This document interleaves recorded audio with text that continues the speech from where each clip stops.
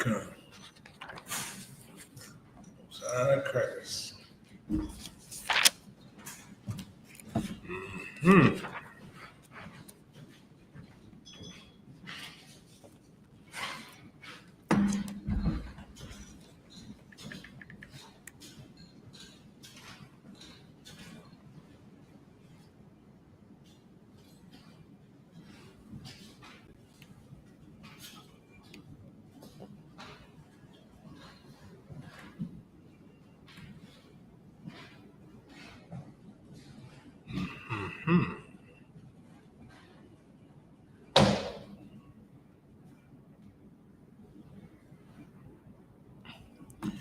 All right, Shalom, Israel, YAHAWAH, BreakfastClub, YAHUSHUA, Preaching Officer 5,000, you die holding it down this week. Understand something, man.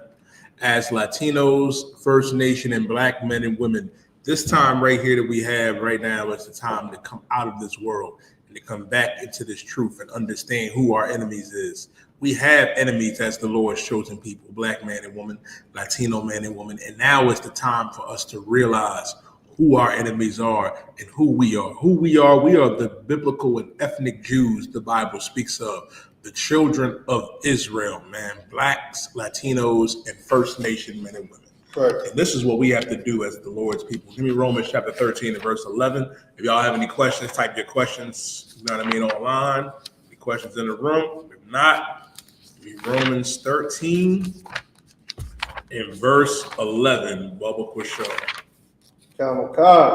This is the book of Romans, chapter 11, verse 13. 13 and 11. Salaki. This is the book of Romans, chapter 13, verse 11. And that, knowing the time. We got to know the time, man. We have to understand the time is now. This is the time right now that we have to do, that we have to come out of the world, that we have to stop smoking weed, that we got to stop doing drugs, that we got to stop eating shrimp, crab, pork, and lobster, and being whores and whoremongers, man, and murderers. Keep reading. That now is it high time. It is high time. Keep going. To awake out of sleep. To awake out of sleep. Now was the time for us to wake up, man. Let me tell you something fun. All this week, man, I've been on TikTok, and I've been reposting all of our brothers and sisters' stories from Hurricane Katrina. And it just reinforces that the white man is the devil that the Bible speaks of. El hombre blanco es el diablo. You know what I mean? They got documentaries out when the levees broke. You know what I mean? Israel, you know, we're going to go into it. But, man, we got to understand as the Lord's people, as Latinos and Native Indians and Black men and women, we got to realize the oppressor is the devil, and we got to come back together, man. You see what the oppressor is doing with our Hispanic brothers and sisters, man. I mean, now they saying teenagers can be ICE agents. So witch hunt right now for La Raza, for the Mexicans and Guatemalans, Central Americans and South Americans, God's chosen people. And the way they persecute the Latinos and Black men and women, guess what? The Lord got something for you. But as Blacks and Latinos, we got to come back together, man. We got to realize it is high time to awake out of sleep. The oppressor is the devil, man. He's our enemy. He has no empathy for what he's done to us. Right. You see what he does, man. Snatching babies, man, from their parents, man. Locking our brothers and sisters up in cages at the border. And you can forget about it, man. You can forget about all the trauma that our people go through because of this devil. That's why it's important for us to realize who we are. That it's high time to awake out of sleep. Right now, we've been rocked fast to sleep. We've been doing this here, doing that right there. Thinking that it's okay to live the lifestyle of the oppressor. Thinking that it's okay to celebrate your birthday, celebrate Christmas, celebrate Thanksgiving alongside your oppressor dad. Now is the time to get right. Now is the time to do what these scriptures said to do. And the scripture said what? To our dad, knowing the time, that it is high time to wake out of sleep, because we have been rocked fast asleep. We think we African American. We think we descendants of Leo, Scipios, Africanus, and Americos Vespucci. Black man, we are the real Jews that the Bible speaks of. Latino man, you a real Jew too. First Nation man and woman, we are the children of Israel. And we got to wake up out of sleep and come back into the Israelite school of universal practical knowledge under 13 shield, Commandant General YAHANNA. And that knowing the time that it's high time to awake out of sleep. For now is our salvation nearer than what we believe. Shalom, brother. Our salvation is nearer than what we believe. And salvation is only for the children of Israel. Salvation is only for that Latino man and woman, that Mexican man and woman. That salvation is only for that black man and woman, and that First Nation man and woman. Salvation is not for everybody. That is a lie that they have been telling to our people for far too long. And can you get that for me? Matthew 1:21, Bubba for sure. This is what we got to realize. We think we can give our salvation to everybody. The oppressor don't need to be saved from nothing. The Africans don't need to be saved from nothing. The Asians, the Filipinos, the Tongans, Samoans, what they got to be saved from? What the Arabs got to be saved from? You know who needs to be saved? The niggas in the ghetto. Right. La Raza in the barrios. That First Nation man and woman in them concentration camps that they call reservations. That's what we got to understand and realize. Let me get Matthew 1:21 real quick, Bo, for sure. Come on, sir. You said 1:21? Yeah, Matthew 1 and verse 21. Come on, this is the book of Matthew, chapter 1, verse 21. Mm-hmm. And she shall bring forth a son. The she that's going to bring forth a son is Mary. Mary was a black woman, man. You know, when you look in the Christian church and the Catholic church, they show some oppressor whore. When Mary was a black woman, man, she was the cousin of Elizabeth, man, the mother of John the Baptist. Mary was a Levite, a Haitian woman, black woman. Keep reading. Come.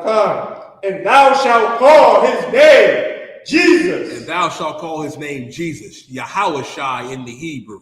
That is Christ's real name, YAHUSHA. Read. Come.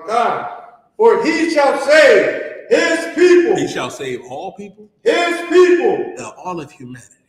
His people. Christ is coming to save his people. Who's Christ's people? The children of Israel, man. Blacks, Latinos, and First Nation, men and women. Christ ain't coming to save everybody. He ain't coming to save everybody, Nathan. Right. And that's what our people have to realize, man. We're the ones that need salvation. We're the ones that need to be saved. You know what I mean? Nathan, like me watching all these videos on Katrina, man, it just reminds me. It's just that I advise everybody to watch our brothers and sisters' stories, man, that it what happened down there in 2005. This is like the 20-year anniversary. And what they did to them is no different than what they do to Latinos, man. No different than what they do to the First Nation man and woman. They don't do this to nobody else. They don't persecute anybody else the way they persecute our people. And the reason why I say that, when other nations get persecuted, guess what? People come to their defense. Y'all love to bring up, well, you know, Gaza, Yedaya, they're getting bombed to smithereens by Netanyahu. They are, but Gaza got the UN on their side. They got the other Arabs on their side. They got Syria. They got Iran. World War III is around the corner. Who do niggas have? I'll wait. Who does La Raza have? Who does that First Nation man and woman have? Exactly. We do have something. We have our God, Yahawah. We have our King, YAHUSHA mashiach. We have the Israelite school of universal practical knowledge, man. Right. That's why we got to realize we are one people. Nosotros somos familia una raza. We are one people. And it's time for us to come back together. And we got to get out of this place. How? Give me Micah chapter 2 and verse 10. I'll show you. I'll show you. Give me the book of Micah chapter 2 and verse 10. Because our problems is in the fun, we think, you know what I mean, that we could be free, white, and 21. We think we can live the lifestyle of the oppressor. You think you can celebrate the 4th of July? If any of you dumb Negroes out there that was celebrating the 4th of July, that's going to celebrate Labor Day, you're no different than Trump. Right. What does Trump celebrate? Oh, that's right. And the oppressor's Independence Day ain't our Independence Day. You look like celebrating Juneteenth and the 4th of July. You look like celebrating Labor Day and Halloween and Christmas and Thanksgiving. Are you a child? Our God said that he ain't with those heathen days, man. Right. We have high holy days and feast days that we have to observe and keep. Read what you got, Nathan. God, it's the book of Micah, chapter 2, verse 10. Go ahead. Arise ye and depart. The Bible says to arise ye and depart, Black, Latino, and First Nation man and woman. Keep going. For this is not your rest. This is not your rest. This is not our rest. You know how you know it's not our rest? Eric Gardner, Breonna Taylor, Philando Castillo, Vanessa Gillian, George Floyd, Tamir Rice, Trayvon Martin, Sandra Bland, Rashad Brooks, Mike Brown. I can go on and on and on again. Rosewood, Tulsa, Oklahoma. Y'all don't even know about Oscarville, Georgia, do y'all? Oscarville, Georgia is under Lake Lanier. They sank a black town. I don't know if y'all know about Seneca Village. Seneca Village was Central Park. Came and took it from us. Go ahead, Nathan. No, it's like my coulda side. This is I got you. It's in my bag. It's right there in the first compartment of my bag. Well, That's what we got to realize, man. Your oppressor has always been a diabolical bastard. But our God is telling us to arise ye and depart. When it says arise ye and depart, it's not telling you to go on and get on a boat and go to Zimbabwe, to go back to Africa. You know what I mean? To go to Egypt, to go go to Dimona, Israel. No. Arise ye and depart means to take your mind out of this place. Right. Take your mind off of America. Take your mind off their holidays. Take your mind off of their way of life and do what our God said to do. Keep reading. God, because it is polluted. Is what? Polluted. How do you know this place is polluted? The sun. They don't know what bathroom a man in a dress is supposed to go to. Right. I'm going to say that again. They don't know which bathroom a grown man in a dress should use. He should use the men's room. And you women, you know what I mean? What they call you, studs now? You shouldn't be using our bathroom. The hell is wrong with you? You sit down when you pee. It's a lot, isn't it, huh? Right. We learned this, what, preschool? Listen. Mr. Rogers told, listen, Bill Nye the Science Guy, Mr. Rogers told us that. Now they don't even know what a woman is. And black woman, you should be offended. Latina woman, First Nation woman, you should be offended that an oppressor could think he could put a dress on and be woman of the year. Shout out Bruce Jenner, Caitlyn Jenner. Bruce Jenner, the guy on the Wheaties box. They don't know about that. They don't know the man in the dress was an Olympic athlete. They don't know that. That's how you know this place is polluted. And they say, Bruce is just living an alternative lifestyle. When that's an abomination to our God.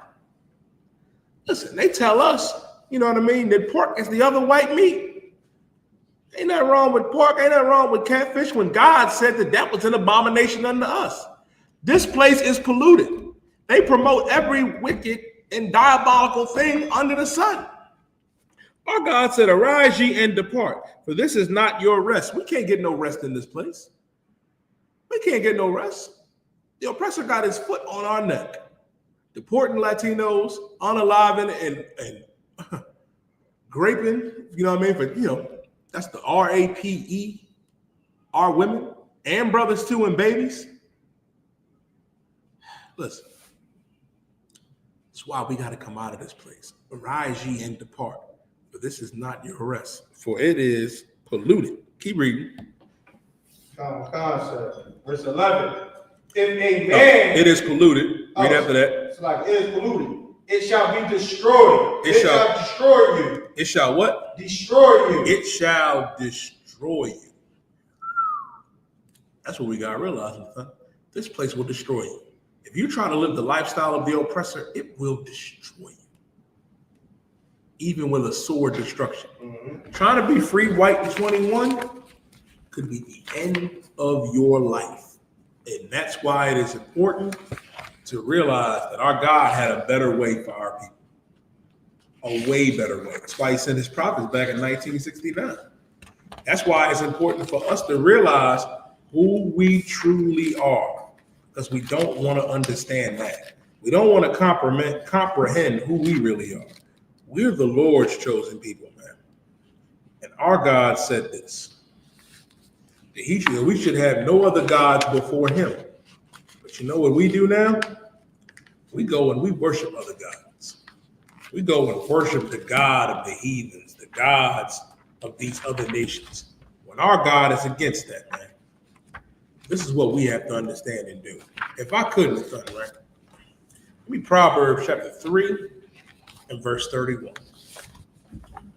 Proverbs 3 and 31. If there's any questions in the room, you can raise your hand. Any questions online, I'll be answering your questions tonight. Proverbs, the 3rd chapter and the 31st verse. Because our people have a problem here. We think that their lifestyle is better. We think the oppressor's way of life is better. We think the African's way of life is better. Why do you think if you go outside and ask 10 brothers in the sun, what's their nationality, you're going to get 10 different answers. You might even get a church denomination. Those brothers don't even understand or comprehend who we are. But you want to be everything under the sun. You want to be a Muslim. So you'll dye your beard and hair red and put on a dress. When I look at any black man and woman that's a Muslim, I'm like, so you're cool with pedophilia. Because Muhammad was a pedophile. He raped Aisha, married her at 6 years old.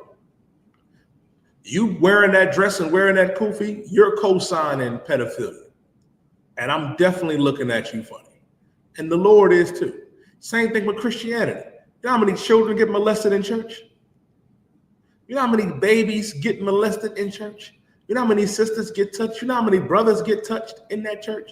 By your pastor, by your deacon. But he's a righteous man of God, and you pay him to molest the kids too.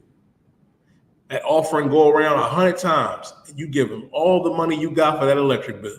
And then you give him your kids to molest. It's a rough one. Can't live the lifestyle of these people, man. And all you're doing in that Christian church and Muslim mosque, you're emulating the oppressor. You're emulating the nations that hate us. And I'm going to show it to you. Read what you got, Nathan. Proverbs chapter 3 and verse 31. Come. This is the book of Proverbs, chapter 3, verse 31. Envy thou not the oppressor. Envy thou not the oppressor. Do not look at the oppressor and envy him. Our problem is we look at what the oppressor has and we want it. We want to live like him. We want to live like Bill, Bob, Fred, Goldberg, Steinberg, Heisenberg. We can't do that. They run every industry there is to run. They run everything. What do we have? Nothing. Nothing. So we look at him and we envy him. Don't look at him. His day is going to come. Our God said, envy thou not the oppressor. And what? And choose none of his ways. And choose none of his ways. None of his ways. Homosexuality is the way of the oppressor. I'm going to tell you, look at you a better one. Being a gangster is the way of the oppressor. Right. I'm going to tell you why. Are you aware during the time of the Roman Empire that the white Romans that wore red were beefing with the government sector of the Romans that wore blue? And when you look at democracy today and the republic that we have here in America today, you got the red and you got the blue. Come on now. You think you a Crip, you think you a Blood, and they started out noble, wanting to protect the neighborhoods, but then the oppressor flooded drugs and guns in the neighborhood, and the rest was history. To destroy us. It's always been the theme of the oppressor.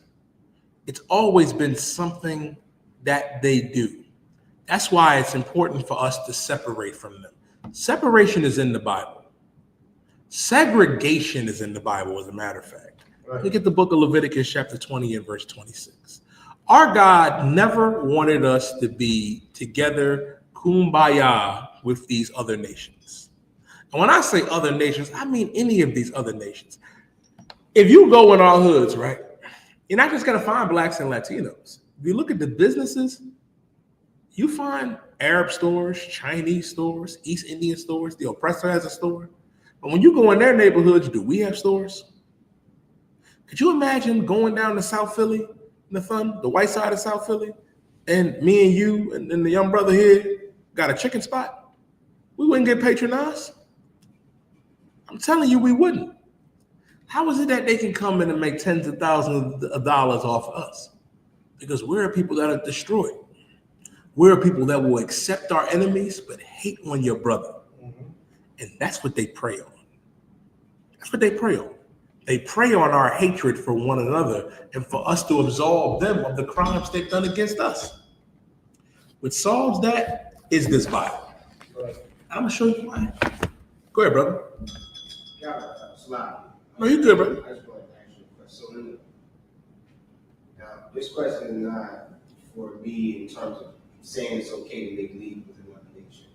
That's fine. Go ahead. That's your question. The Maccabees, when we were fighting the Grecians, and then Rome was coming up at the time. We were letting Rome, we made league with them, but I know we never helped them, and they never helped. We never called on them to help us. And they never called on us to help them, but we just had a pact to, I guess, back in Grecian law. Brother, is that okay, or is that? That is not okay. And I'm going to show you why. Drop that. Give me 1 Maccabees 1:11. That was an excellent question. That was an excellent question. And here's the thing, right, what we got to realize. Scripture also says, Nathan, you can also hold this, you can find it. When your ways please the Lord, your enemies will be at peace with you. The problem is when we made those pacts, you got to think on why we made the pact. Why are we going to another nation when we have a God? Why are we doing that? Why are we making a pact with Bill, Bob, and Fred? Now, the first part of your question, your question period was great, and I was actually going to go into it. I guess I'm going to have to go into it a little early because I really got it written down. I said, man, we get these Maccabees, and the young brother came in and said, well, Maccabees, I said, well, we're going to hit this. Give me 1 Maccabees 1:11. Now, I'm going to show you the intent on behind the pact that they made. 1 Maccabees chapter 1 and verse 11. This is the book of 1 Maccabees chapter 1, verse 11. As a matter of fact, because this is the history class, I want you to start at verse 1. I want to give some backdrop on the time period. 1 Maccabees 1 and 1, and then I'll drop you down to 11. And it happened, this is the book, 1 Maccabees, chapter 1, verse 1. And it happened after Alexander, son of Philip, the Macedonian. So it happened after Alexander, the son of Philip, the Macedonian. Now, the Macedonians are the Greeks, not just any Greeks, the oppressor. I know everybody knows who Alexander is. The white man calls him Alexander the Great, because Alexander the Greek, we don't call him great because there was nothing great about the oppressor. Alexander the Greek circumnavigated, the entire earth. And he came up and he defeated the Persian Empire. I went over this in my previous class. We were in outside of the captivity we had, we was in Egypt, we was in Babylon. After Babylon under Nebuchadnezzar, we went down to the Persians and the Medes. After the Persians and the Medes, and the representation of them, Babylon was the Babylonian lion. The Persian was the bear. And after Darius was killed, he was killed by Alexander. And listen, Daniel, the 7th chapter, which I also went over describing, that the third beast was like a leopard. When Alexander went around, him and his army, he wore a leopard skin, on his body. That's who Daniel saw in his vision. He saw the Greeks rising under Alexander. So what you're reading here in 1 Maccabees 1 and 1 is history, because Philip was his father and he was a Macedonian. And the Macedonians are Edomites. The previous Macedonians, if I'm not mistaken, were the Polynesians and the Tongans and the Samoans and the Sabians. Remember, the Greeks came in, killed them, drove them off to the islands, took their women, and then they made a pact to marry them, and then that's how monogamy started. You was going to ask something? Yes, same people. Sabians are the Polynesians, Tongans, Samoans, and you can see that too in their early history with their tattoos and how they wore the togas. Because Esau doesn't have, remember, Edom was destroyed. He has to come in and he takes everybody's identity. He ain't even the real Greek. So when you see Philip, you know what I mean, the Macedonian, and his son Alexander, this is Esau. These are Edomites. Read. Who came out of the land of Chittim, had smitten Darius, king of the Persian, and Medes. And the Medes. So under Alexander, he came up and he smote, you know what I mean? He killed Darius, who was king, you know what I mean, of the Persians and the Medes. Now, this is the fall. And remember, Darius overtook Nebuchadnezzar. Alexander overtook Darius.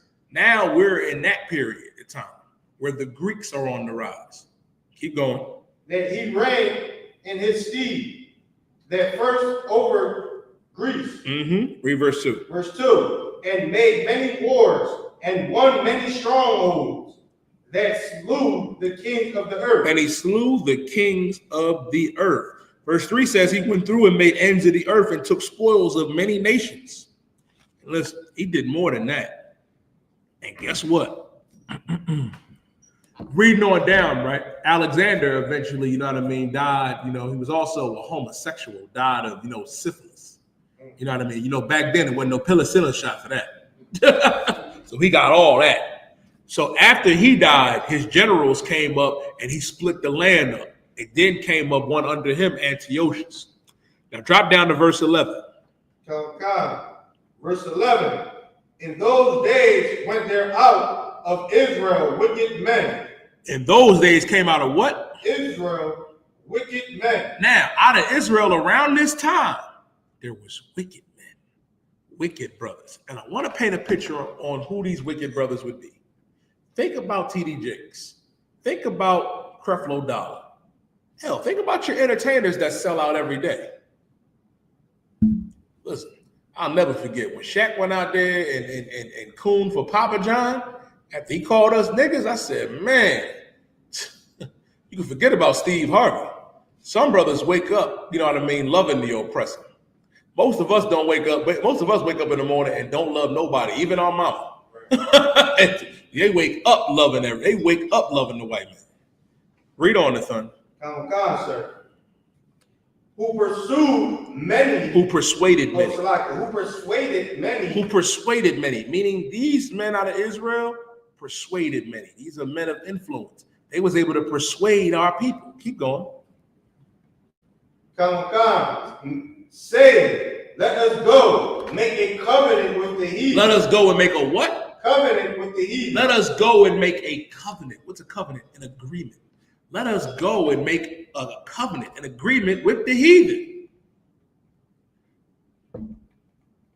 In those days, wicked brothers came out and said, yo, man, we got to go get down with these Romans. We got to go get down with these Greeks, man. We got to go get down with the oppressor. Now, forget our God, Yahweh. We got to go get down with Esau. You know, you see what they doing?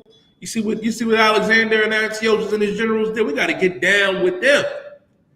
That's our problem. And they persuaded many. Gift of Gab went out there saying that we don't get down with these Greeks. We're going to be unalive. We're going to be this. We're going to be that. Forgetting all about our God. The same God that brought us out of Egypt. The same God, you know what I mean, that rose up a king out of Israel. People forget. Our God rose up a young brother, young teenager too, and went out there and slew an African giant. Put him on his ass. Slacking for the language, put him on his behind, killed him. We forget about the great things our God did. Right. We see the oppressor and say, oh man, we got to get down with him. We got to roll with him. We can't defeat that. Keep going. That are around about us. For since we departed from them, we had much sorrow. They went around convincing the people saying, listen, we got much sorrow, man. We can't keep following our God. We can't keep dying for our God's sake. We got to get down with the oppressor when you're supposed to die for your God's sake. You're supposed to do that. That's a righteous thing to do. That's a One West thing to do. Do you remember in Babylon with Nebuchadnezzar? Nebuchadnezzar made a device, you know what I mean, and made a sculpture of himself and said, bow down to this or you're going to get thrown in the furnace. And niggas said, I'm bowing down to this. But there was 3 righteous brothers that said, nah, I ain't doing that. Meshach, Shadrach, and Abednego. The brother said, no, we ain't doing that. And their response to Nebuchadnezzar was so cold too. They said, listen, man, we afraid. And then, mind you, Meshach, Shadrach, and Abednego were brothers that had high station in Babylon. Daniel had high station in Babylon. You know what I mean? They were high rank. They took the best of us and put our brothers to work. And guess what? They had influence. And they said, no, we're not going to do that. Even if our God don't save us out of that burning furnace you threatened us with, we still not going to do it. We still not going to bow down. And that furnace was so hot when they threw Meshach, Shadrach, and Abednego in there. Guess what? The heathen that threw them in there got burnt up instantly. But all 4 of them was walking around, you know what I mean, in the furnace like nothing happened. I said all 4 because there was a 4th one in there. The angel of the Lord was with them. Got to trust in our God, man. And that's our biggest problem. When we lose trust in our God, we want to put our trust in heathens. Mm-hmm. We're so quick to run to the Arabs. We're so quick to run to Esau, run to Ham, run to, Japhet, run to Moab. How about run to YAHUAH? Keep reading, because it get worse. Okay, verse 12. So this device pleased them well. Mm-hmm. Then certain of them people were so forward hearing that they went to the king, who gave them license to do after the ordinance of the heathen. So the device pleased them well. I'm gonna tell you what the device is. They saw the instruments and the stuff that they were doing in Greece and said, we want that. And we're gonna get into that. There was something big that they did in Greece and Rome that our people started to adopt. Then they said, man, let's go to the king and get license to do after the ordinance of the heathen. Meaning this, to get license after to do the ordinance of the heathen is our people going to the white man saying, we want to celebrate Christmas. We want to celebrate Thanksgiving. We want to celebrate the 4th of July. Oh, well, I don't care about the Sabbath day. Man, make the Sabbath day Sunday. I don't care about that. The Passover. Man, anybody worry about the Passover? I'm trying to celebrate birthdays. I'm trying to do this. I'm trying to the 4th of July.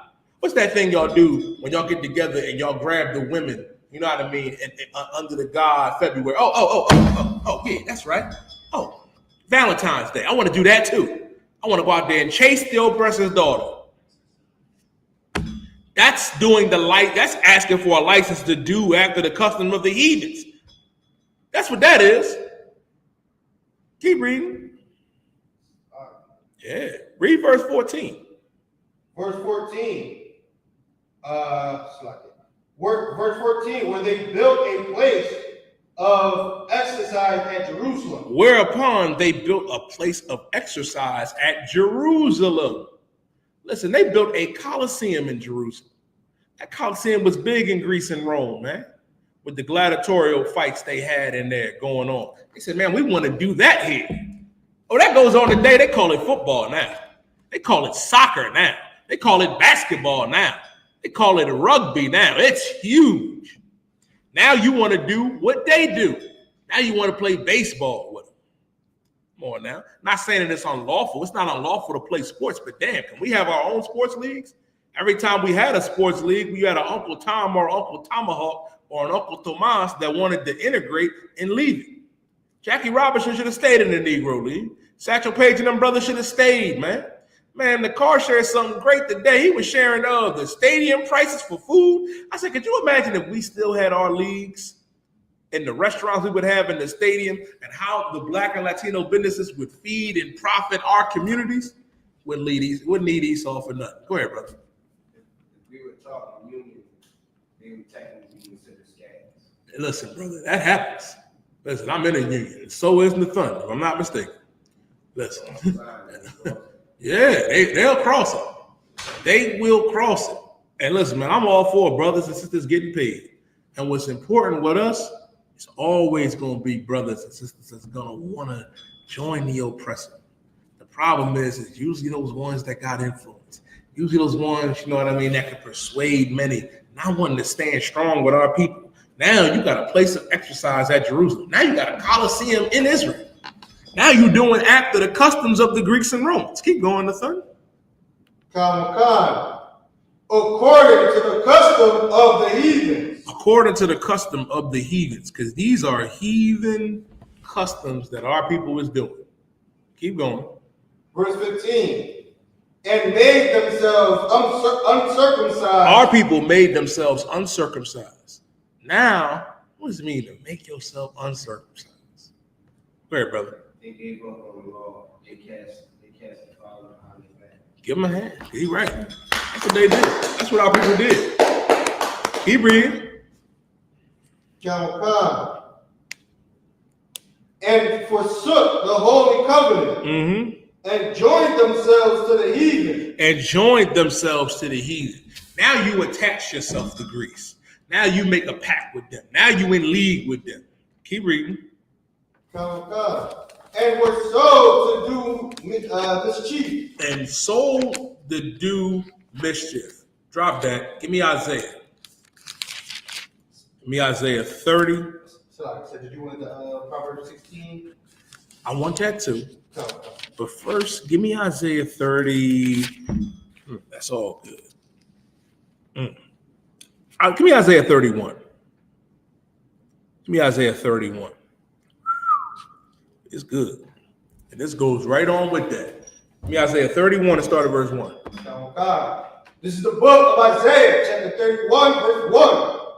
Woe to them that go down to Egypt for help. Woe to them that go down to Egypt for help. Destruction to them that go to Egypt for help. Why are you going to Egypt for help? Why? Why are you going to the heathens? Why are you going to the Africans? That's why our God is saying destruction to them that go to Egypt for help. Destruction to them that go to the oppressor for help. Why? Keep reading. And stay on horses. And trust in chariots. And stay on horses and trust in chariots. You look at their army, you look at that and think, oh man, look at that Predator drone. Look at that AC-130. Look at them M16s, man. Look at what we going to do. We got to go to them for help. Look at the chariots that the Romans had. Look at the army that Egypt has. Look at the abundance of soldiers that Babylon has. Keep going. Because they are many. And in horsemen, because they are very strong. You looking at them thinking they're strong. I want to get down with them. Let me go to Egypt for help. Let me go to the oppressor for help. Keep reading. But they look not unto the holy ones of Israel. Read that again. But they look not unto the holy ones of Israel. But they look not unto the Holy One of Israel. That's our problem. We want to look at the oppressor. We want to look at the Africans. We want to look at everybody else for help. But you don't want to look for the Holy One out of Israel. Don't you know that our God made Egypt a desolate dust bowl? Don't you know that our God destroyed Babylon, smote Nebuchadnezzar with madness? Don't you understand even with Darius being smitten, that's by the hand of the Lord too. Are you not aware that when the Greeks came up against us, the Lord gave, you know what I mean, one of their Greek kings a disease where he couldn't stop defecating on himself? Y'all read about that, right? In Maccabees, where the Lord smote this Edomite stomach, where he was in. Go ahead, brother. I think that's the first record of Crohn's. Listen, man, whatever is Crohn's disease, whether it was COVID, there's many diseases our God could give you that you would not want to deal with. He died a rough death. That's a rough one. On the toilet where there ain't no wipes and ain't no toilet paper. Listen, our God also said this, man. Give me Exodus chapter 23 in verse. Ah, man, all this is good. Give me Exodus, the 23rd chapter. Poverty. Bear with me 1 second. Oh, this is good. But this is what we got to realize, man. We got to realize, let me Exodus 23 and 22. We shouldn't have to go to the Romans. We shouldn't have to go to the Greeks. We shouldn't have to go to America. Our people, and what's so heavy about your question, brother, is that us being in league with the Romans and Greeks is no different than now. You have Latinos that voted for Trump. You got black people that voted for Trump. You got First Nation men and women that thought Donald Trump was going to save our people. We always looking at the oppressor in these other nations, but we never looking at our God. We go to our enemies for help. That's like if we all running from the King Cobra and we go to the Anaconda for help. We look crazy. They both gonna eat you. So lock it. Read what you got, Nathan. Exodus 23 and 22. God, this is the book of Exodus, chapter 23, verse 22. But if thou shalt indeed obey his voice. If we obey our God's voice, if we do what our God said to do, we ain't got to worry about wanting to go and seek help from anybody. For what? Go ahead.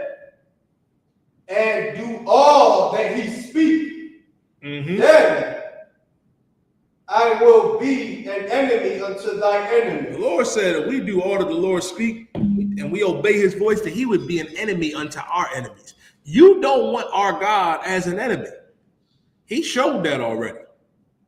Listen, we were just talking about how horrifying Katrina was when they broke them levees. And listen, man, every brother ain't lying. Every sister ain't lying. I've been on TikTok all week, brother, reposting every brother and sister's sad story from Katrina. And they all had the same account about how they heard this loud boom on a sunny day after the hurricane. Because the hurricane ain't kill nobody.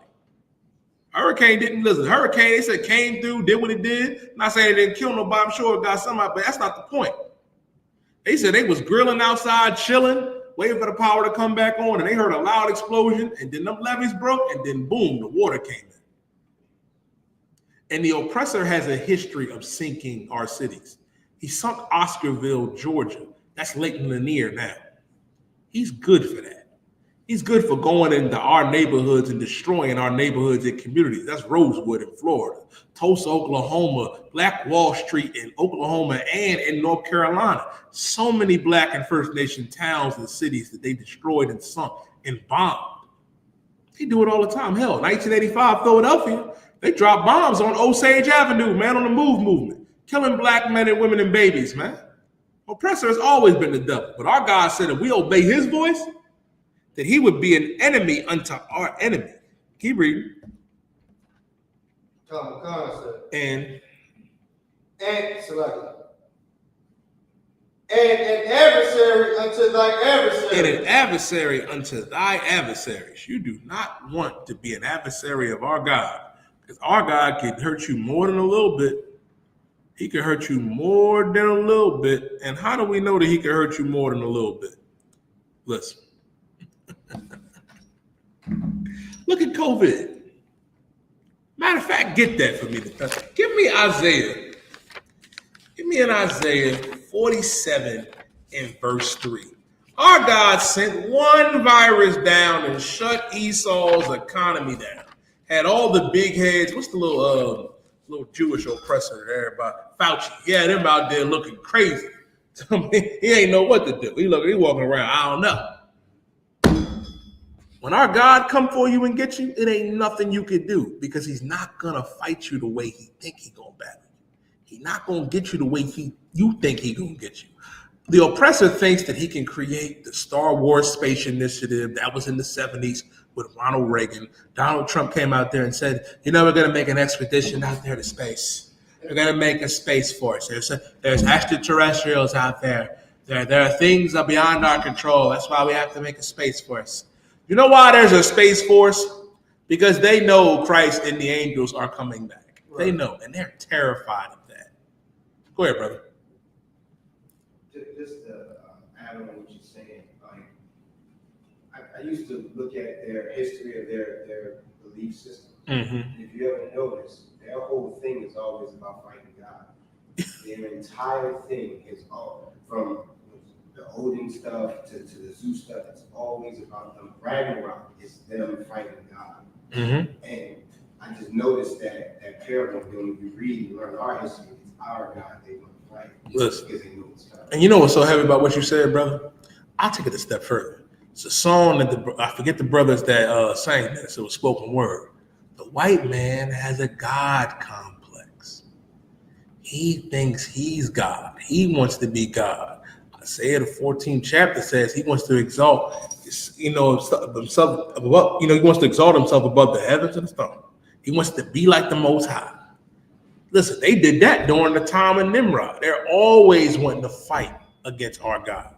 But the problem is, though, something that we've been saying since we was kids, your arms are too small to slap box with the Most High. You can't do it. And this scripture right here is going to show you why. Give me Isaiah chapter 47 and verse 3. Now, God, this is the book of Isaiah, chapter 47, verse 3. Mm-hmm. Thy nakedness shall be uncovered. The nakedness that's going to be uncovered is the shame of this place, the shame of the oppressor. For what they did to our brothers and sisters, man, the First Nation. And I see too many Negroes talking about, well, we're the real Native Americans. We're not the real Africans. We're the real Native Indians. And let me explain something to every brother out there. You center the camera a little bit in the sun. And I'm not saying that because some of y'all brothers are from the tribe of Gad. But I need, the top part of it. It's a little crooked. Let me tell every brother out there something. We got to understand something that the children, of Israel, Black, Latino, and First Nation man and woman, we come in different shades, different sizes. Guess what? As long as you a tribe of Israel, you Tawad. But some of y'all is Judah masquerading as Gad. Some of y'all is Gad, masquerading as Gad, but you're Issachar. What I'm trying to say is some of y'all don't know who the hell you are, but you know you Israel. That's all I'm saying. You got dark-skinned First Nation, you got light-skinned First Nation. Like how you got dark-skinned black people, you got light-skinned black people. You got dark-skinned Puerto Ricans, you got light-skinned Puerto Ricans. Like the colorism stuff, I hate it. I hate it. I really do. Because you're saying, well, we're the real this, we're the real that. We're the children of Israel. That First Nation man and woman, they're the tribe of Gad. Black man and woman, you're the tribe of Judah. And guess what? And the tribes intermingle. There's nothing wrong, with the 12 tribes getting with each other. You very much could be Gad. You very much could be Judah. The more important thing is coming together with your brother. Right. That's the important thing. The oppressor wants to divide us with the garbage, of colorism and that's another thing too that they've been using against our people. They want to say, oh, but the dark-skinned one is better than the light one. The light one, you're better than the dark one. Guess what? They call us niggas and they hate us regardless. Right. How about we come together? When we come together, guess what? The nakedness of the oppressor is going to be seen. His shame. The divide and conquer game that they play on us. They do that all the time. Did you have a question, little brother? You had your hand up. Oh, I said, all right. It'll come back to it. It'll come back to it. He used to be over me back in the day. That's all that was. Regeneration is real, man. We come back. He like, with the yoke brother, your diet saying it's heaven. Go ahead. Keep reading it, Dutch. Yeah. Thy shame shall be seen. We see the shame that you do. How do we know that we see the shame that you do? You lock Latinos up in cages and let Ukrainians and Africans and everybody else walk through the border. You got on horseback to chase our Haitian brothers and sisters, man, and whip them. While you let the Africans walk through, you let the Chinese walk through, you let the Russians and the Ukrainians walk through. Hold on a thing. Didn't they let the Arabs come over on a plane? Now, this is the history class. But Arabs and planes, that ain't a good combination. Y'all keep saying, remember 9/11 shit. That's how the shit happened. Letting Arabs on planes, man. Salaki. Goes to show you, man, that the hatred that Esau has for us, it's perpetual. Last time I checked, Afghanistan was an enemy of America. Russia is too. They let all of them walk through the Mexican border. But if you Haitian, you Jamaican, you Guatemalan, you Mexican, you Venezuelan, you from Colombia, no, you going in the cage. You Haitian, you getting whipped. You Dominican, you going back to the island. Last time I checked, Puerto Rico was an American territory, and they still, in certain parts of Puerto Rico, don't have power from the hurricane 2 years ago. And Trump didn't even want to send them toilet paper. He's the devil that the Bible speaks of. Thy shame shall be seen. We saw what you did, man. The documentaries that's coming about Katrina is horrifying, man. And with the oppressor and all the oppressors that came out to unalive us, man. And at a time of our calamity, hold that tune to thunder in Ezekiel 35. They came out there against us in Katrina, man. Unaliving us, taking advantage of sisters and babies, man. Thy shame shall be seen. You do it today with the Mexicans, man. You do it today with the Guatemalans, abusing them, separating them from their kids, and then losing their babies. You ain't losing. You sold them into sex trafficking. How you think these LGBTQP couples are getting black and Hispanic babies, man? That's why our God said, thy nakedness shall be uncovered, thy shame shall be seen. Keep reading. It's like, and I will take vengeance. Our God said he was going to take vengeance. Vengeance is of the Lord. The oppressor will pay for everything he has done. Right. And when he take vengeance, it ain't going to be a one-on-one fight. It ain't going to be what you think. It ain't going to be a heavyweight bout between YAHUSHA, our king, and America. It's going to be something else. Read. Verse 4. Read the end of verse 3. Oh, Salaki. I will take vengeance. I will take vengeance, and I will not meet thee a man as a man. Read that again. I will not meet thee as a man. I will not meet thee as a man. I'm not coming to, our God ain't coming to square up with you the way you think he coming to square up with you. Right. Ask Egypt. Ask Egypt what happened. I'll break it down for you to tell you what happened with Egypt. Egypt thought they was big and bad. All Moses, Masha, asked for was 3 days for us to go out and celebrate and worship our God. And Pharaoh looked at us the same way the white man looked at us and said, y'all niggas got too much time on your hands. I'm a quadruple y'all workload. And Masha, Moses said, no sweat. Watch this. Watch what our God do. Brother, when you go back and you read about these plagues that happen, and I advise, you know what I mean? If you have kids, it's a good DreamWorks film called Prince of Egypt. Watch that.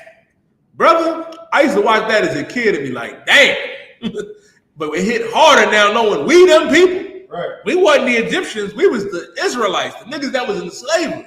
Could you imagine looking out and be like, damn, fire is raining out of the sky on Egypt. Locust is here.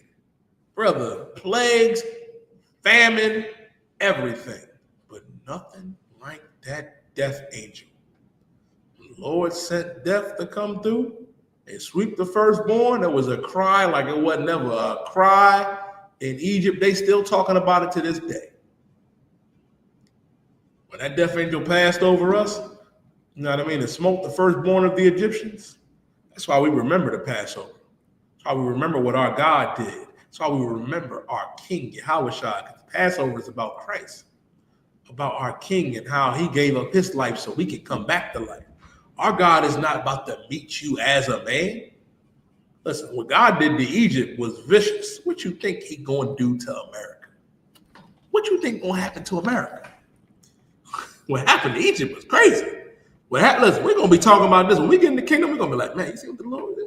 What Christ did to America? Oh man, what happened? Man, listen. Trying to tell you something. And why is that gonna happen? Because the oppressor has had no mercy on us. Right. None whatsoever. Give me Ezekiel the 35th chapter. Give me Ezekiel 35 and 5. Biblical show. Right.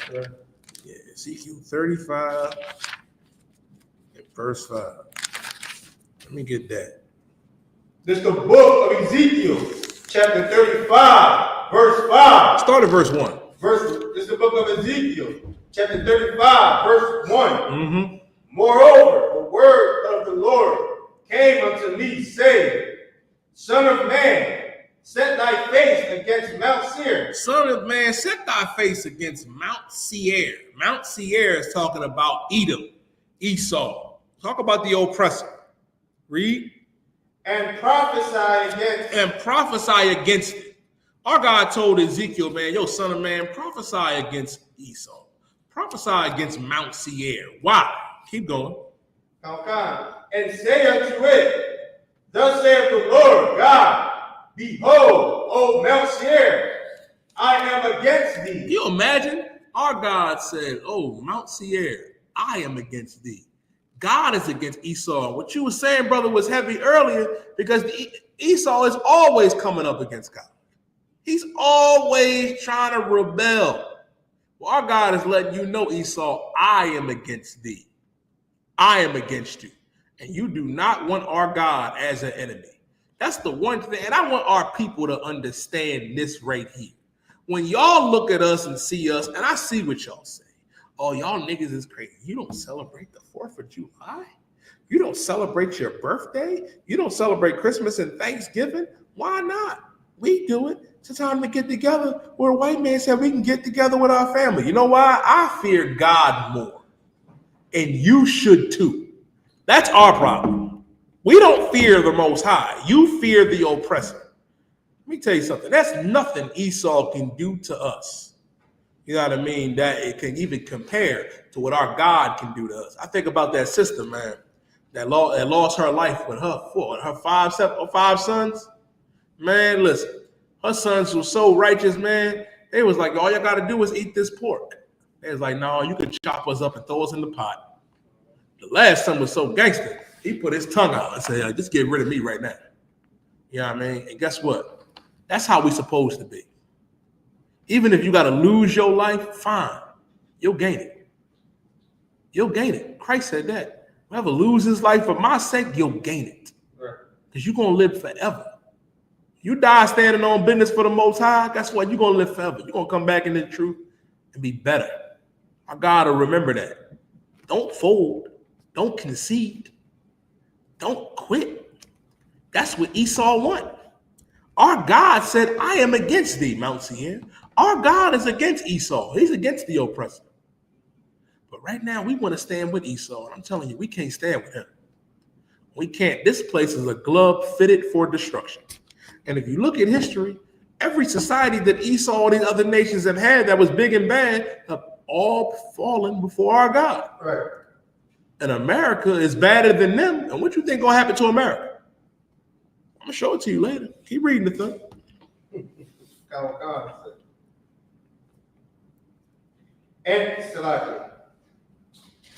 And I am against thee, and I will stretch out my hand against thee. The Lord said, I will stretch out my hand against thee. Ask Egypt about that. The Lord told Moses he was going to stretch his hand out and smite Egypt. Egypt ain't never recovered. And y'all love it. You love to say, but Kemet, Amin Ra, Hotep.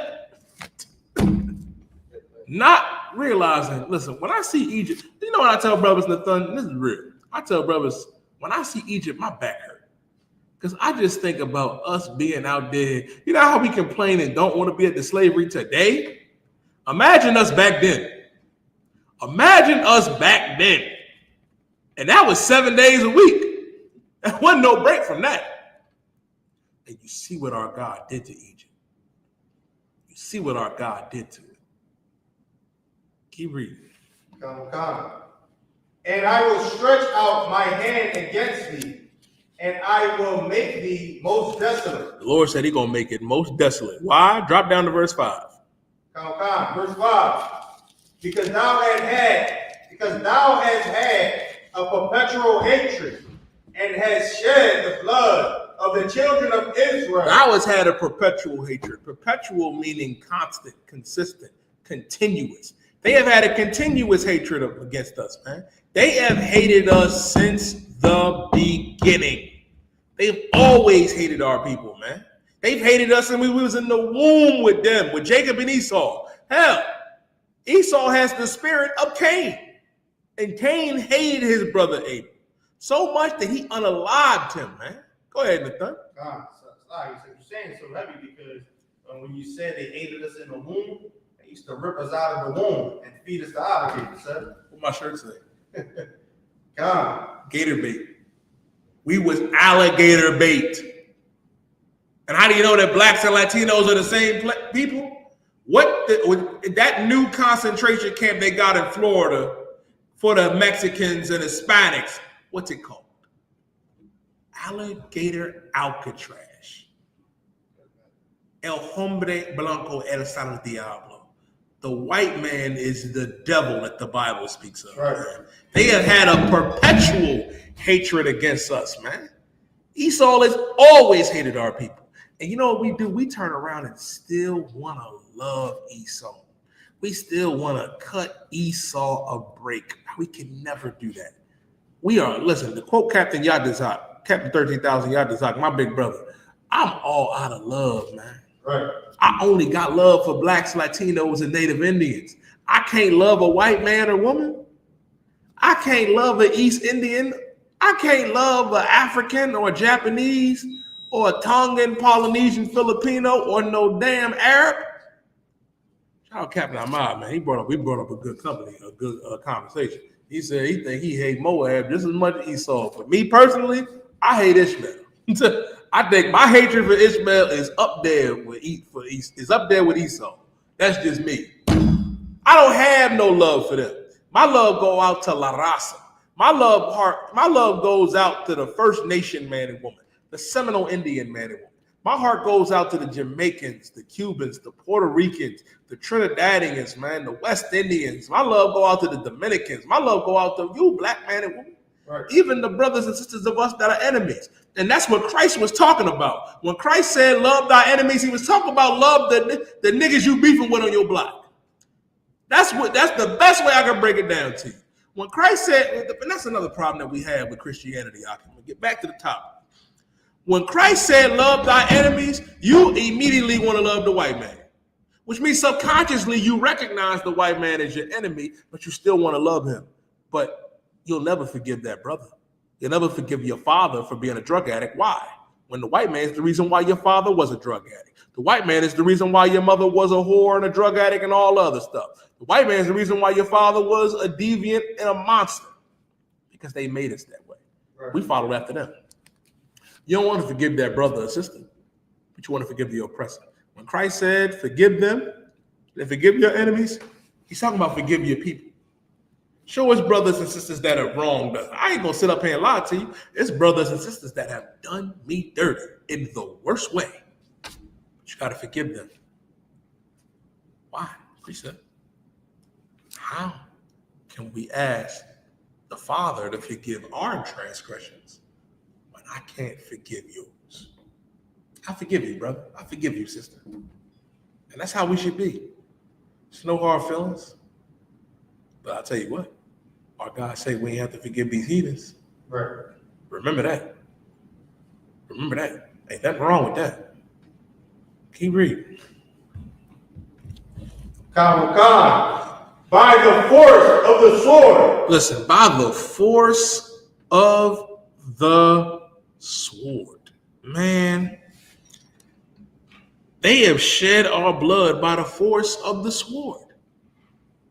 I was watching a documentary yesterday on TikTok about how when Cortez came to Central America and Mexico and what he did and how he divided the other Hispanic tribes, pitting Zebulon against Issachar, Issachar against Asher. All the while, the rest of the conquistadors and Spaniards surrounded them and took over and unalived everybody. That was vicious and diabolical. They killed millions of our brothers, man. Millions upon millions, 99 million of our First Nation brothers and sisters, man. 99 million of our black brothers and sisters of the tribe of Judah, Benjamin, and Levi, just through the Middle Passage alone, man. Like Captain Ahmad was breaking down on Monday, Deuteronomy 28 and 68, the transatlantic slave trade, man. We came on back into Egypt, which is bondage. Egyptos is a Greek word. The Greek word for Egypt is Egyptos, which means slavery or bondage.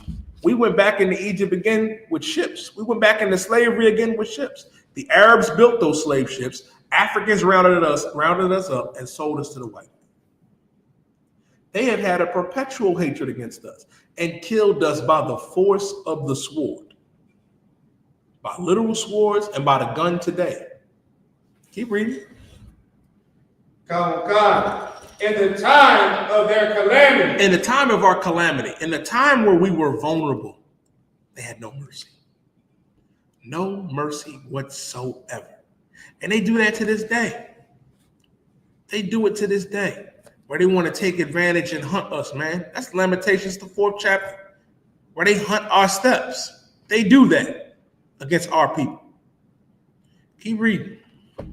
In the time that their iniquity had an end. The time where our sin was coming to an end, where the punishments that we had to suffer for because we disobeyed our God was coming to an end, they was relentless, man. They was ruthless when it came to us, man. Keep going.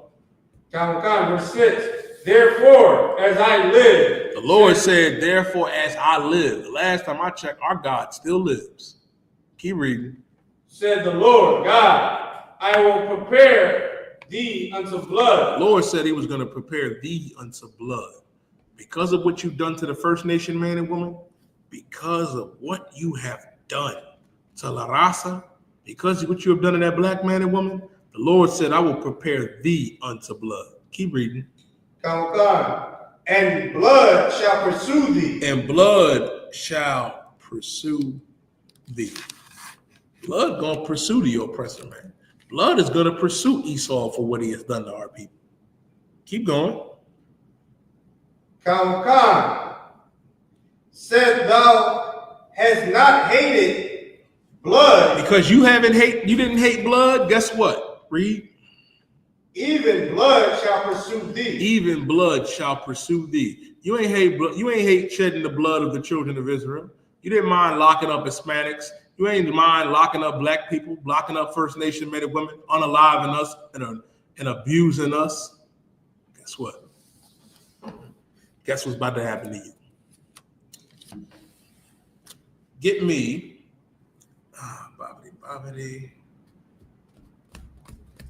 Give me Jeremiah 50. Jeremiah, the 50th chapter.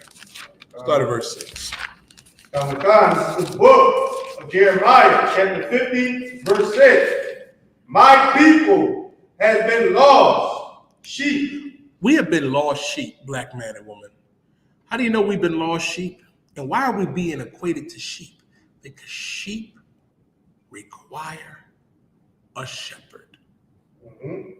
We're the lost sheep of the house of Israel, black, Latino, and First Nation man and woman. Read. Their shepherd had caused them to go astray. Their shepherds have caused them to go astray. That goes back into what we were talking about earlier in Maccabees.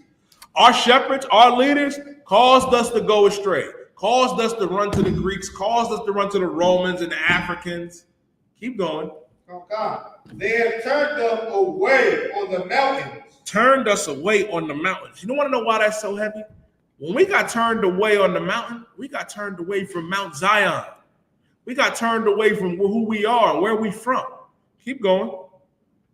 Sir. They have gone from mountain to hill. We've gone from mountain to hill. Now we're in the hills of North America. Now we are over here suffering. Now we are suffering in Central America and South America and in the West Indian Islands. Keep reading. They have forgotten their resting place. We have forgotten our resting place. We forgot about Zion. We forgot about Jerusalem. Keep reading. Verse 7. All that found them have destroyed them. Have what? Devoured them. All that found them have devoured them. These other nations that found us, they devoured us. Africans devoured us. You see that now? They tell us, brother, come back to Rwanda, come back to Ghana. Brother, you a damn fool if you go over there to Ghana, you go to Nigeria, you know what I mean? You're just gonna be oppressed over there. Go ahead, Nathan. I'm saying it's heavy because I work with some Africans, and they was I forget his name, Joe. He was saying that to the another brother, Benjamin brother, because I be telling him, everywhere I go, I'm always as you should prepared with it. So Because I'm trying to let them know the word. Like, yeah, we all got to be together. We all got to come together. And then I asked him, I said, well, what do a kata mean? And he was like, don't worry about that. He said, don't worry about that. That's not it. Don't worry about that. And it was like every African I asked that knew about that always was shocked that I even knew about that.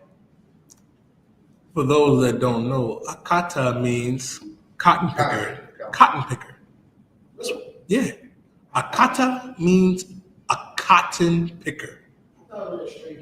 Yeah, raise your hand, brother. But that's what they call us. Cotton pickers. One Hamite said it. I forget the brother he was talking to. He said, I didn't work with this akata. And he said, yo, what the fuck is an akata? Why was this akata stuff? He said, cotton picker. That boy swung. That brother swung. Yeah. And you know what's so heavy about that? On the Thun's point, you know why none of them Hamites wanted to answer that question? Because they know they rounded us up. When you go to the slave coast of Ghana and Nigeria and in Somalia, all of West Africa, and them slave ports, brother, they didn't round up and sell their own people. And to show you how crazy that sounds, right? Are you going to sell grandma? You going to sell main man? You going to sell little brother? You going to sell your sister? Hell no. You joke about it. Them Hamites didn't do that. They sold us to the white man, rounded us up, and sold us to the oppressor. All they that found them have devoured them. Go ahead, Nathan. If I could, sir, just on that rounding us up and stuff like that, what I really don't understand is when they say like they said the Africans sold Africans. What made them sell Africans? Like what made them choose a selected people to be like, look, we're going to sell? Like to me, it never made sense. Like that can never be answered on why Africans wanted to sell Africans. Listen, go ahead, brother. Just to chime in, didn't the Pope do it with the paper roll? He signed the paper and said, "You go and get these people." It was a document signed that made that whole thing happen. And guess what? It wasn't just the Pope that did that, because all nations was in on it. The transatlantic slave trade didn't just, the Pope was in on it, but Amalek was in on it too. It's how those insurance companies got started. It's how these colleges got funded. The first commodity traded on Wall Street was us. The first ones that was insured was us. The transatlantic slave trade was a sophisticated system, you know what I mean, of slavery. It's big business. It's the simplest way I can break it down. It's big business. And the best way to compare it today is like human trafficking. It's like snatching our brothers and sisters off the street, snatching our women off the block, and putting them to work. Africans were the ones that were the middlemen that rounded us up. Arabs were the distribution because they built the ships and then sold it to the white man. And then the Arabs sold us to the white man. And it was a system where income was coming in from the Arabs, the Africans, and Esau, and all of these different nations. They all had a hand on that. Precepts in Psalm 83, they are confederate against us. The tabernacles of Edom, of Moab, of Ishmael. All of these different nations came up against us. That's why it says, all they that found them have devoured them. They devoured us. It wasn't rounding their own people up. I'm not saying heathens don't unalive and do their own, but everybody came together against us. They were confederate against us. They were in league with each other when it came to us. And I'm going to show you why. Keep reading. And their adversaries said. You said the adversaries. Jeremiah 50:7. And their adversaries said, we often not. And our adversaries said, we offend not. Oh, Salaki. Yeah. This is true. Good night. They said, we offend not. They said, hold on, man. We ain't offend the Most High. We ain't do nothing wrong. Why? Keep reading. Because they have sinned. It's scribbled in here, so I'm just kidding. Don't sweat. Get it from your phone, brother. Jeremiah 50:7. It says they we sinned against the Lord, the habitations of justice, even the Lord, the hope of their fathers. I mean Judah 5:20.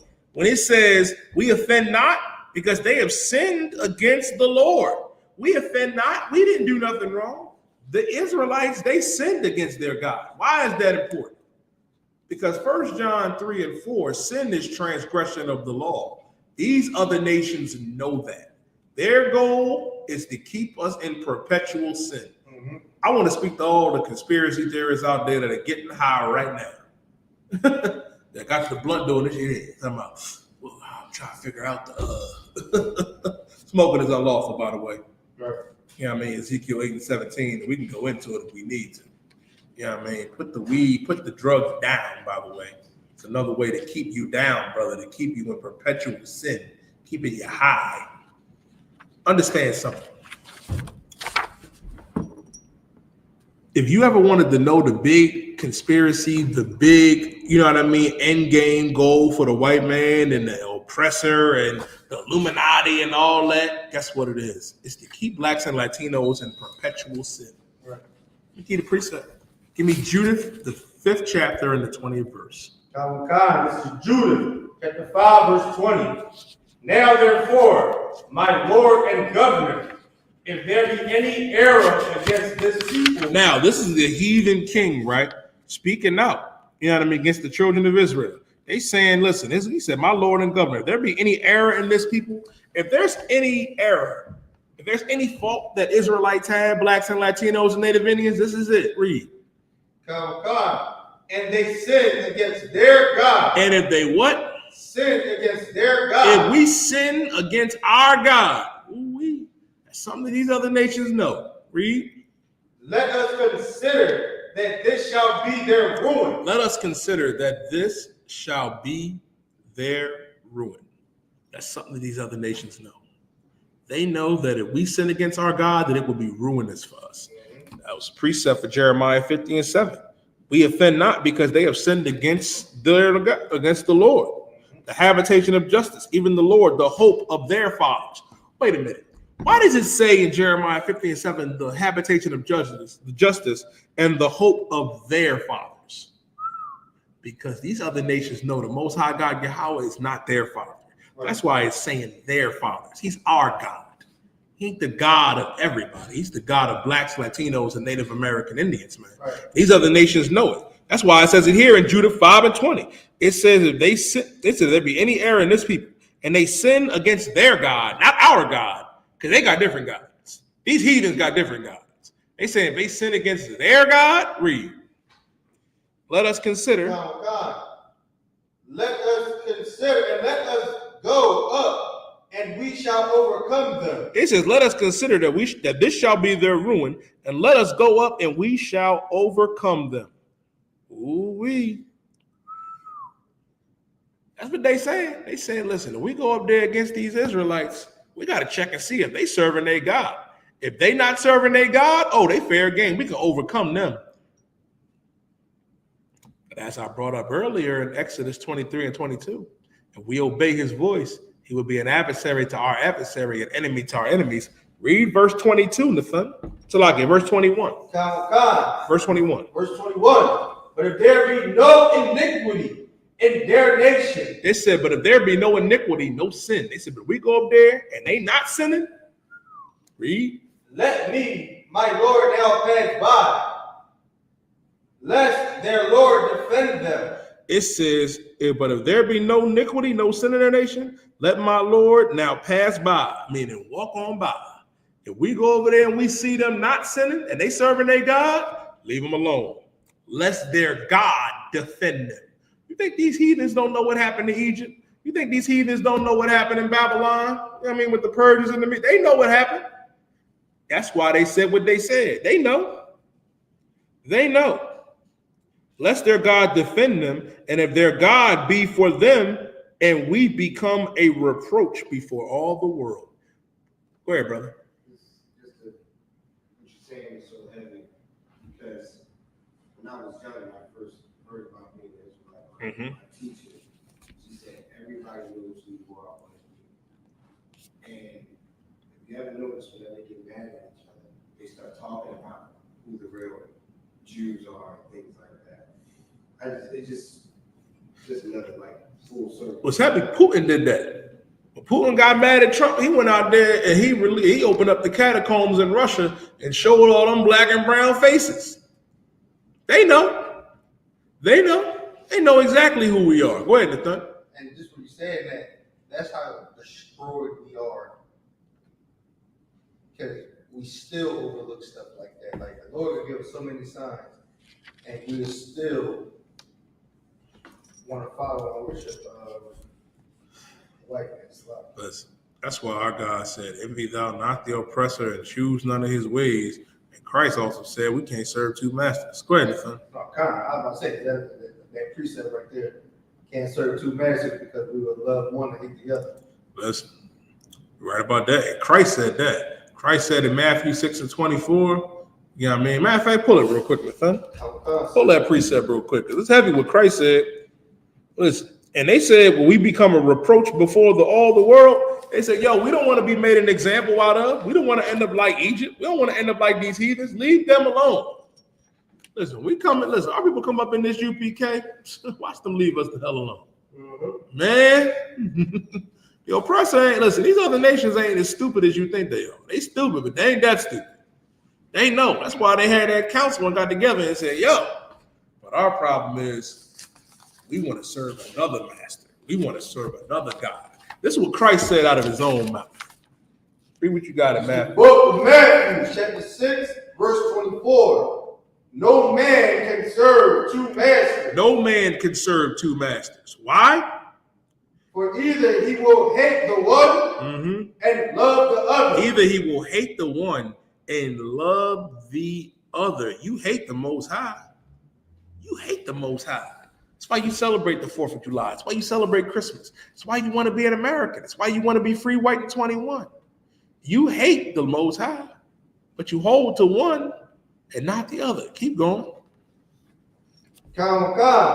Or else he will hold to one and despise the other. You hold to your oppressor daddy, but you despise the Most High God of Israel.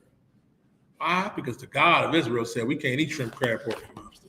The God of Israel said we can't celebrate these heathen holidays that the oppressor has. That we gotta celebrate and observe the Passover, Feast of Unleavened Bread, the Feast of Tabernacle, Feast of Booths, man.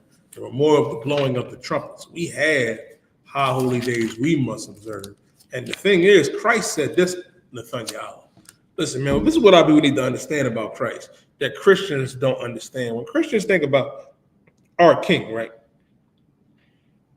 They think Christ is a beach boy. They think he's some oppressor. They think he's this blonde-haired, blue-eyed, you know what I mean? I ain't gonna go that far into it, but let me just get to the gist of it. They think Christ is soft, and Christ is not soft. He ain't. He's not. I was listening to a sister today on TikTok, and I was just like, y'all believe in this garbage? She's sitting there like, I had a dream, and I was standing next to Jesus, and Jesus showed me in hell that Biggie Smalls was right there in hell, burning up with all these demons around him. And I asked Jesus, I said, Jesus, how come he in hell? And he said, because he didn't want me. And I'm sitting there like, bitch. Salaki for the language, I apologize.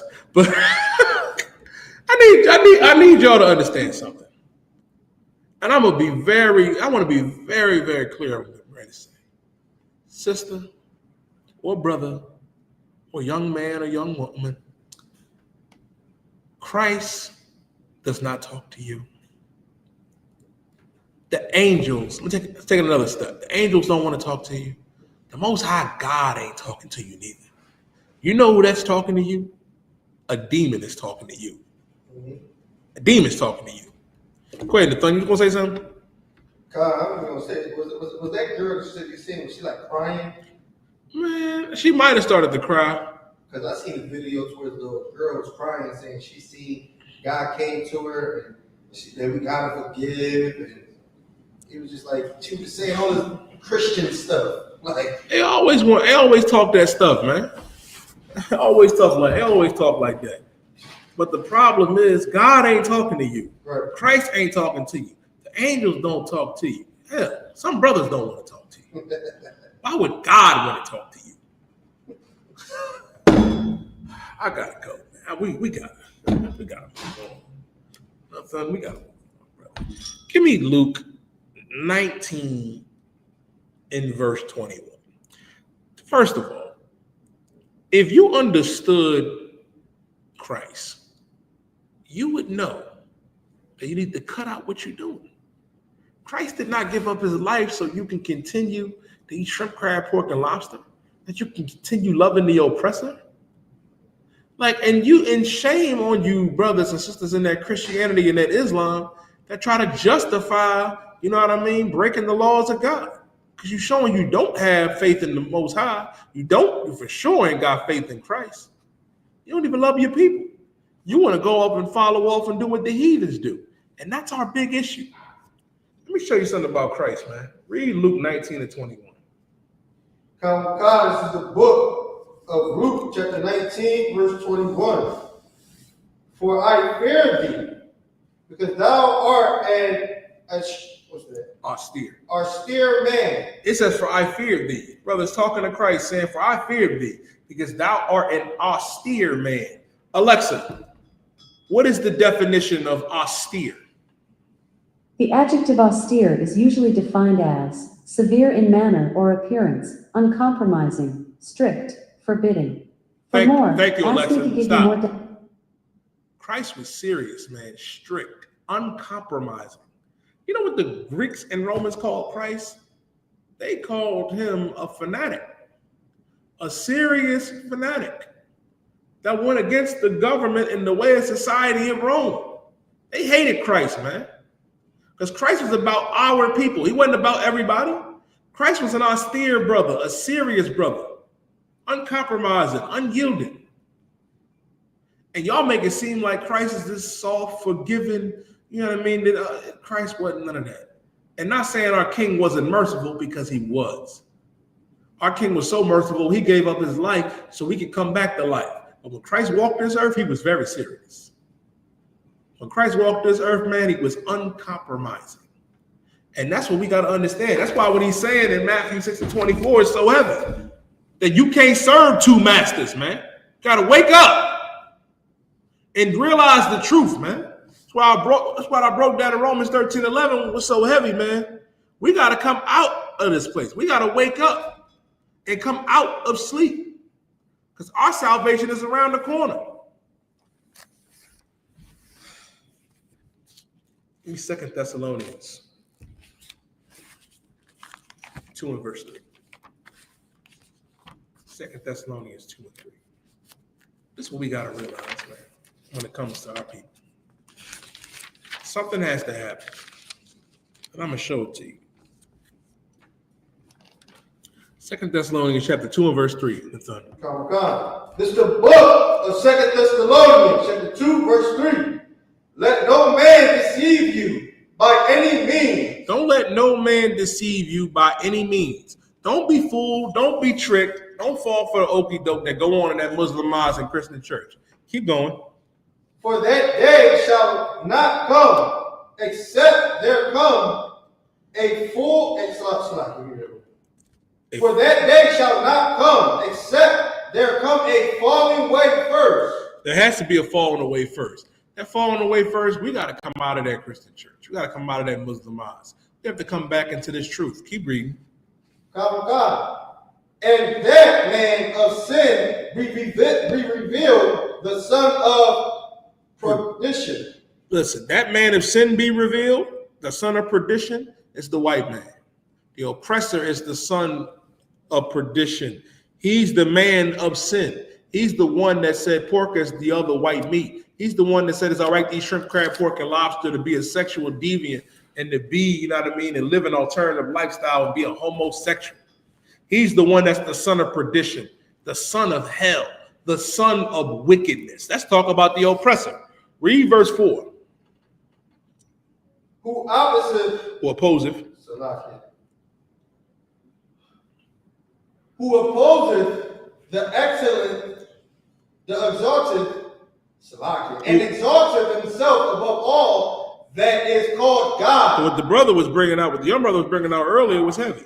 Who opposeth and exalteth himself above all that is called God. The oppressor believes he is above God. He opposes and exalts himself above all that is called God. Read. Come. Or that is worship. Or that is worship. Keep going. So that he, as God that sitteth in the temple of God, showeth himself that he is God. Listen, and when it says that he opposes and exalteth himself above that is called God, or that he is worshipped, so that he as God sitteth in the temple of God, showing himself that he is God, that's the white man today being worshipped in the Christian church at SICARII. That's the oppressor being worshipped today. You revere and bow down to the oppressor. That's why you fight for him to be saved. That's why when y'all pulled, the Ephraim brother that came up against us last Saturday, pulled the famous, there's neither Jew nor Greek, bond nor free, always trying to pull that to try to save the oppressor. When all that was talking about, neither Jew nor Greek, first of all, if you look the word Greek up, the word Greek means Hellenists, Jews that made Greek their tongue. Whether, if you was born in Judea, whether you was born in Greece and living like a Greek, because you got blacks and Latinos back during that time that lived and acted like the Greeks. We just broke that down earlier in 1 Maccabees, the 1st chapter. Living like the heathens. Bond nor free. Go ahead, Nathan. Wasn't Paul Paul was a Roman citizen. yeah. But guess what? Paul was also an Israelite from the tribe of Benjamin. How can he be both? The same way on how we could be African American, or how we could be classified as African American today. Aren't we classified as American today? But I'm an Israelite from the tribe of Judah, so is Nathan. You know what I mean? Listen. That he sitteth in the temple of God, showing that he as God, and showing himself that he is God. The oppressor wants to be God. That's why it says in Isaiah 14, I'm going to read this. When he said, I will ascend above the heights of the clouds, I will be like the Most High. Reading up, it says, for thou hast said in thy heart, I will ascend unto heaven. I will exalt my throne above the stars of God. I will sit upon the mountain of the congregation in all sides of the north. The oppressor wants to be viewed as God. That's why it said, ye shall be brought down to hell, to the sides of the pit. And when it says you're going to be brought down to hell, it's not talking about some little fiery purgatory that you're going to go to with some white man in pink pantyhose poking you. Hell is going to be the ghetto. Hell is going to be the barrio. You're going to be brought down to a low condition.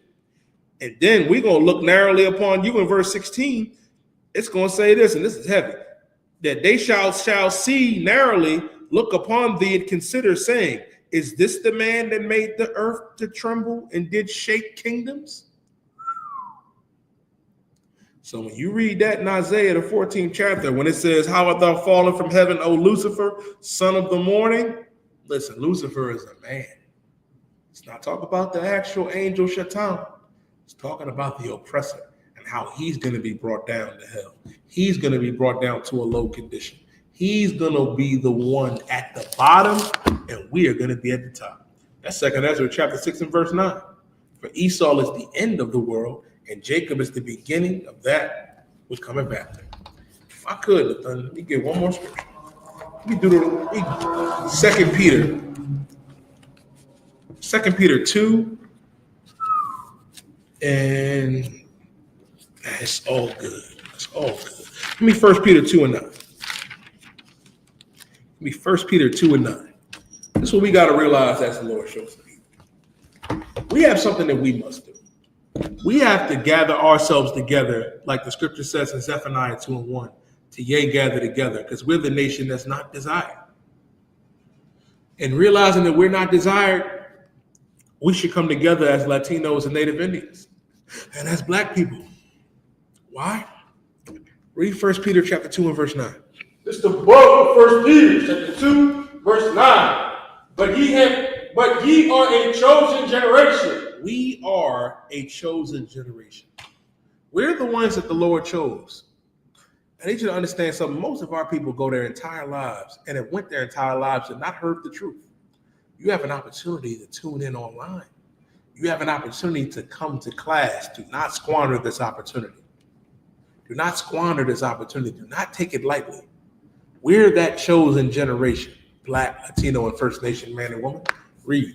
Come on. A royal priesthood. We're that royal priesthood. This royal priesthood has always been the Israelite school of universal practical knowledge under Commanding General YAHANNA.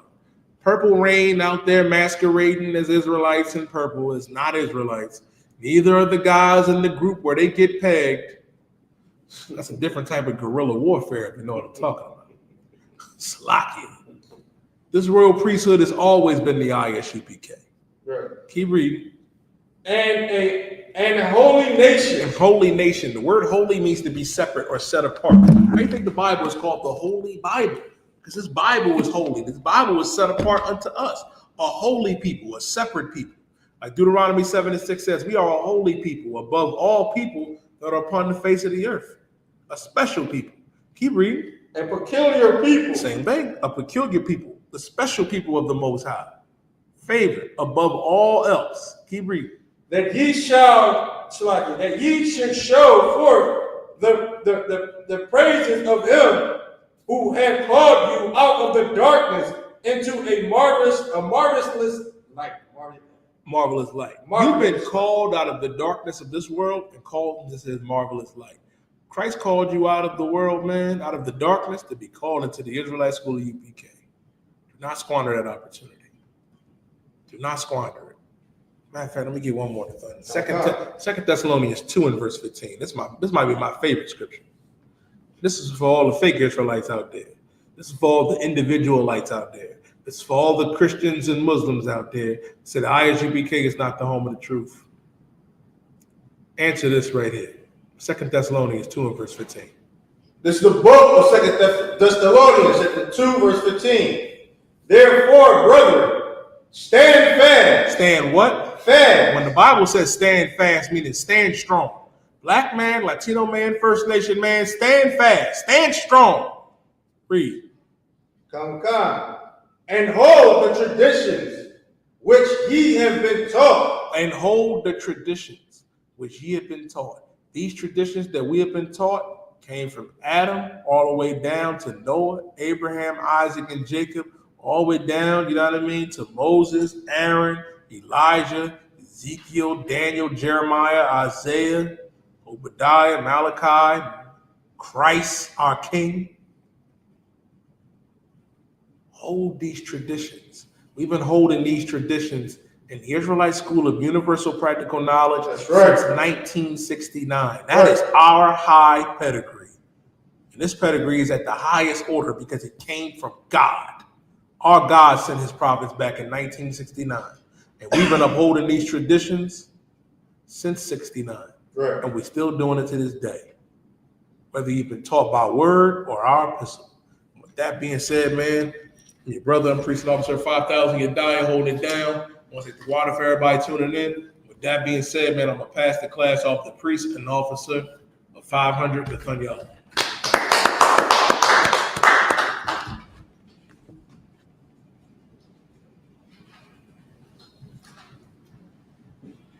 This is the I.S.U.K. security announcements. We're the I.S.U.K. Start out at 1 West, 125th Street Hall in New York under Commanding General YAHANNA. Rules for new brothers and sisters. When a new brother and sister come into the school, they are off limits for 6 months. They are to be saluted only. They are here to shed themselves of the world. If they need transportation, the teacher will arrange it. After the 6th month, if a brother or sister has an interest in a particular person, he or she must get permission from the head to speak to a brother or sister. There is another 6 months in which the brother or sister will court each other. After this 6 months period, the brother and sister will get permission from the head to marry. Tithe, which is the commandments, you can find it in Numbers chapter 18, verse 21, or Malachi chapter 3, verses 8 to 10. Means 10th in Hebrew, YAHUSHUA. 10% of every penny of any increase the Lord gives you. Gives to the Treasury Department, priest fund. Free will offerings for priests, not mandatory. Whatsoever amount you would like, upcoming holy convocations would be, that would be the memorial of the blowing of the trumpet, the first day of the 17th month. That's on September the 21st. That's on Sunday. And if you want to read about that, that is in Leviticus chapter 23, verse 24 to 25. Remind Akim and I.O.C.K to check the bulletin board in the hallway. If any brother wants to become a trooper in the school, start to wear all black boots, shirt, headband, and scarf. And men of Israel with that, I like you. And read the stand.